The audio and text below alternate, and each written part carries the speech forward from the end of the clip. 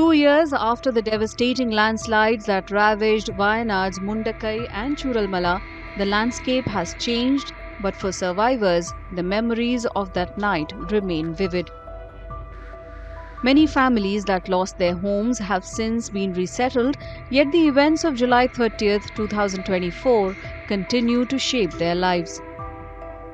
For those who lived through the disaster, it all began with the roar of the landslide in the dead of night. മോന് നടുറൂമിൽ ഞങ്ങള് ഫ്രണ്ടിൽ കിടക്കായിരുന്നു. രാത്രി 1:20 പൊട്ടിയപ്പോ അങ്ങനെ ആൾക്കാർ വലിയ വലിയ ആൾക്കാർ ഒച്ചയും ചെറിയ മക്കളെ സൗണ്ടൊക്കെ കേൾക്കുന്നുണ്ട്. അപ്പൊ മോൻ പേടിച്ച് പെട്ടെന്ന് എണീറ്റ് നോക്കുമ്പോ വെള്ളം അകത്തേക്ക് വന്നെന്നല്ല, അവന് വേഗം ഫ്രണ്ട് ചാടി, നടുറൂമത്തെ ഡോറ് തുറന്ന് ഫ്രണ്ട് ചാടിയിട്ട് അമ്മ വിളിച്ചു.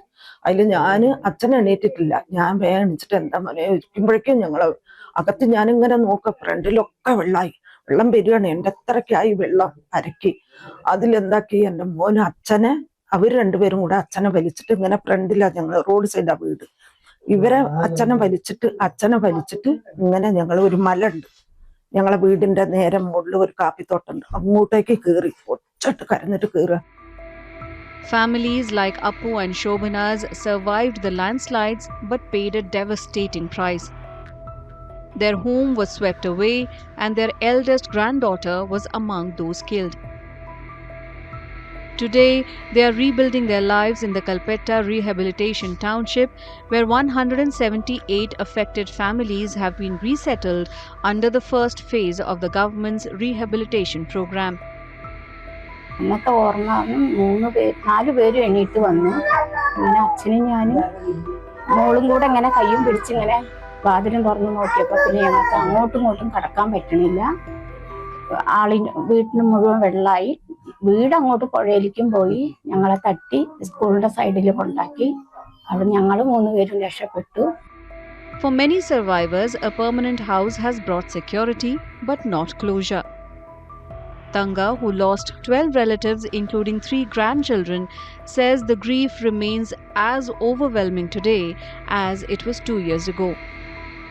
ഞങ്ങളും മക്കളും കുടുംബങ്ങളും എല്ലാവരും നാടും എല്ലാം നഷ്ടപ്പെട്ട് നാളത്തേക്ക് 2 ദിവസം തികയാൻ പോകുന്നു. 2 മാസം അല്ല 2 കൊല്ലം തികയാൻ പോണ്. പിന്നെ വീട് തന്നു ഗവൺമെന്റ്, അതിൽ കുറച്ച് സന്തോഷമുണ്ട്, ഹാപ്പിയാണ്. കുഴപ്പമില്ലാത്ത വീടാണ്. ഞങ്ങൾക്ക് അവിടെ 50 സെന്റ് സ്ഥലവും വീടും ഒക്കെ ഉണ്ടായിരുന്നതാണ്. അതിൽ നല്ല വരുമാനം ഒക്കെ ഉണ്ടായിരുന്നതാണ്. ആ ഒരു ദിവസം ഞങ്ങൾക്ക് ഓർക്കാൻ താല്പര്യമില്ലാത്തൊരു ദിവസമാണ്. കാരണം ഞങ്ങളെ കൂട്ടത്തിലുള്ള പലരും ഇന്നില്ല. കുടുംബത്തിലും നാട്ടിലും ഒക്കെയുള്ള ഒരുമിച്ച് കളിച്ചു വളർന്ന, ഒരുമിച്ച് കഴിഞ്ഞിരുന്ന പലരും ഇന്നില്ല. അത് വലിയൊരു പ്രയാസമുള്ള ദിവസമായിരുന്നു. നമ്മളൊരിക്കലും ഓർക്കാൻ ആഗ്രഹിക്കാത്തൊരു ദിവസം തന്നെയാണ്. പക്ഷെ അതിനുശേഷം സർക്കാർ വളരെ നല്ല രീതിയിൽ ഞങ്ങളെ സപ്പോർട്ട് ചെയ്തു.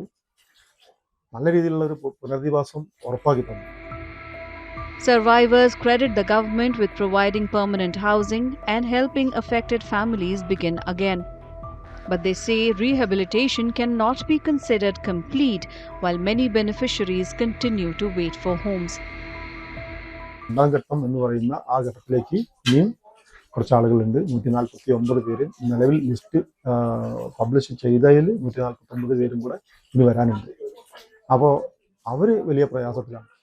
അതിനൊരു കാരണം എന്ന് പറയുന്നത് പല സൗകര്യങ്ങളും ഇല്ലാത്ത വീടുകളിലാണ് പല ആളുകളും കഴിയുന്നത്. Wayanad in Kerala no longer looks the same since the July 2024 landslides.